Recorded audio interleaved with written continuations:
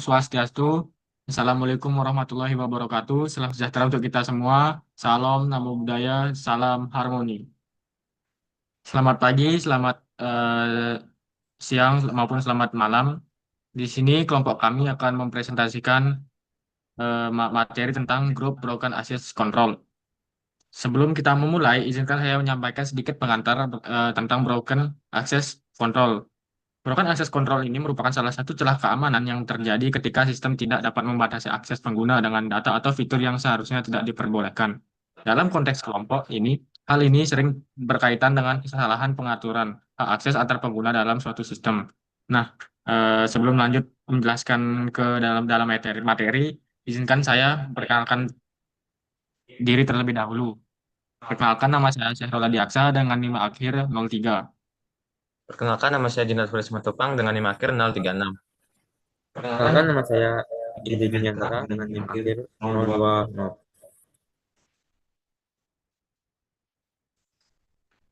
Baik, untuk materi yang pertama akan dijelaskan oleh rekan saya. Oke, baik.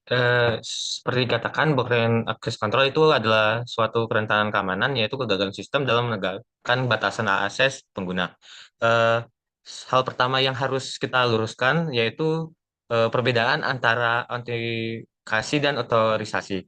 Autentikasi adalah memverifikasi siapa Anda, sedangkan otorisasi menentukan apa yang boleh Anda lakukan. Broken access control terjadi ketika aplikasi gagal memvalidasi yang kedua.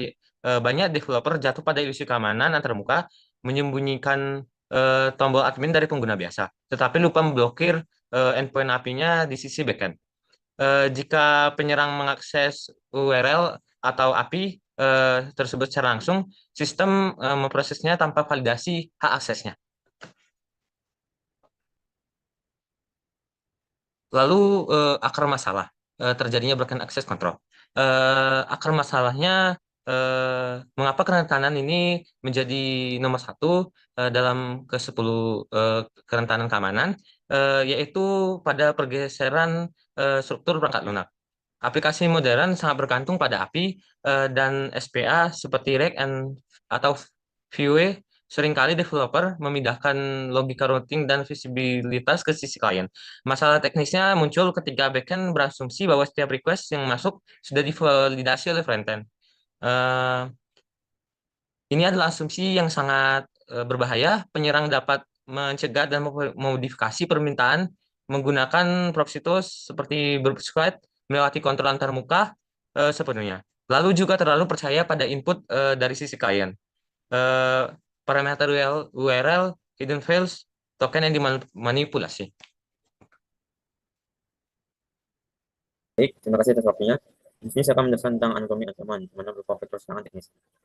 Serangan paling klasik adalah IDOR atau Insecure Direct Object Reference, yang merupakan bentuk eskalasi horizontal. Bayangkan, sebuah URL yang memiliki tagihan ID yaitu 1001, misalnya pengguna A memiliki tagihan 1001, jika ia mengubah angkanya menjadi 1002, dan sistem langsung menampilkan tagihan pengguna pengguna B tanpa mengecek kepemilikan data tersebut. Itu adalah eksploitasi BAC murni. Pada eskalasi vertikal, penyerangan manipulasi velocity, misalnya mengubah claim role user menjadi role admin, sebuah dienkripsi ulang, mana mengeksploitasi kelemahan validasi signature pada backend. Next.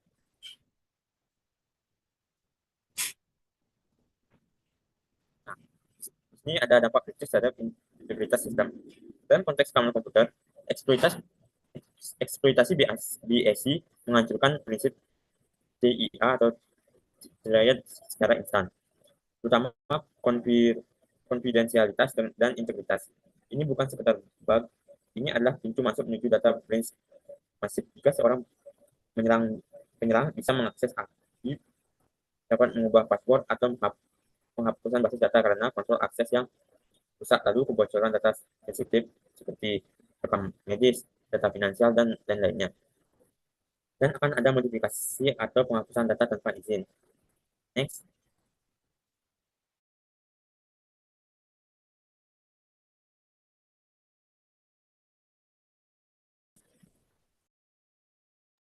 Baik, terima kasih atas Berikutnya ada strategi mitigasi berbasis arsitektur atau teknis.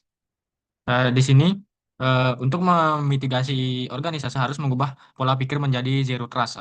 Solusi teknik pertama atau framework eh, kedua, hindari referensi objek langsung atau ID berurutan seperti satu, 2, dan 3, dan gunakan universally atau unique identitas atau UUID.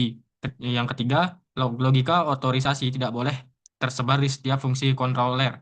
Harus ada middleware terpusat yang selalu menvalidasi dua hal setiap kali ada permintaan masuk, seperti apakah token user ini valid dan apakah user ID ini memiliki hak atas resource-nya spesifik yang dimintanya, dan jangan pernah mempercayai input dari klien.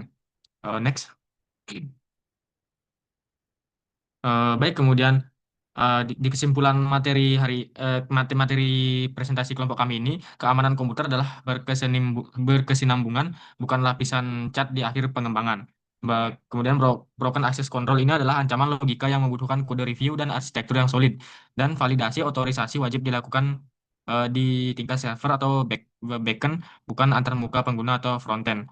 Nah, BAC atau back ini tidak bisa diselesaikan hanya dengan memasang web application firewall atau WAF atau tools otomatis, karena ini sering kali melibatkan celah logika bisnis yang spesifik pada aplikasi tersebut. Integritas perangkat lunak hanya bisa dicapai jika pengembang menanamkan kontrol akses yang ketat, terpusat, dan diverifikasi di setiap titik akhir atau endpoint server. Em, Baik, terima kasih atas presentasi dari kelompok kami. Kurang lebihnya mohon maaf. Eh, Kami tutup dengan Parma Santi. Om, Santi, Santi, Santi Om. Wassalamualaikum warahmatullahi wabarakatuh. Salam sejahtera untuk kita semua. Salam nama budaya.